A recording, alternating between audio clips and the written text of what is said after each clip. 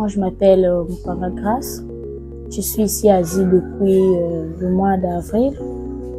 On avait des situations avec ma belle famille pour l'enfant.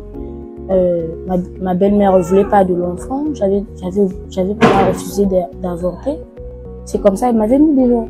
Je n'ai pas de parents ici à Brazzaville. C'est comme ça que j'ai décidé d'aller à la police. Au niveau de la police, on nous a envoyés ici à Asie. On était ici là. On a réglé la situation. Et malgré tout, la belle famille n'avait pas accepté l'enfant.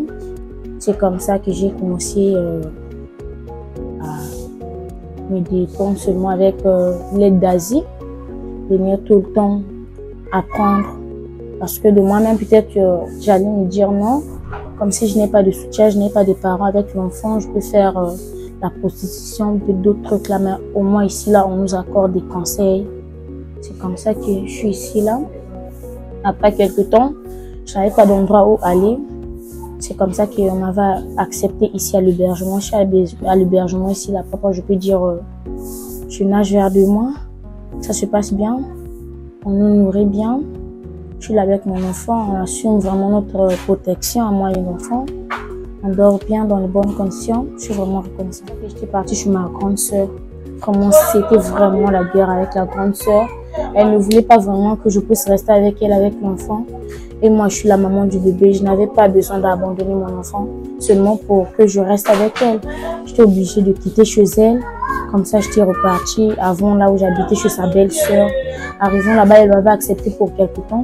C'est comme ça que j'étais venue en parler ici à Asie. C'est comme ça qu'on avait dit que je reste d'abord ici. Pour l'instant, on va me chercher comment je peux retourner chez mes parents. Après Asie, ce que je rêve de faire, c'est je vais faire la peinture. Je vais être peintre. Je vais faire des décorations et peinture bâtiment. Je vais commencer à mettre les bâtiments avec la peinture. C'est ce que je décide pour mon bien et mon enfant. C'est ce que je vois de premier pour notre avenir. Donc, quand je me réveille le matin, j'arrange mon lit, j'arrange ma chambre parce que j'ai un bébé, je ne dois pas vivre dans la saleté. J'arrange quand on nous donne des conseils, on doit être propre, l'hygiène.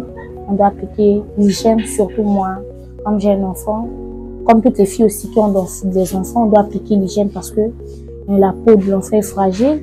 Je lave mes draps, je me réveille, j'arrange mon lit, je pars me laver, je prends bain, je viens, je prends le petit déjeuner. Souvent, je pars à la paillote, même si à l'école, je n'ai plus d'espoir, mais au moins, j'ajoute quelque chose avec les cours qu'on nous donne ici d'alphabétisation française. Et puis après cela, si je pense que je n'ai rien à faire, je viens dans ma chambre, je lis mes livres, je fais la lecture, ou bien je prends mon enfant, on est en train de s'amuser dans la chambre au moment où on attend le repas du soir, de l'après-midi, comme ça. Et l'enfant, tu la laisses où? À la crèche.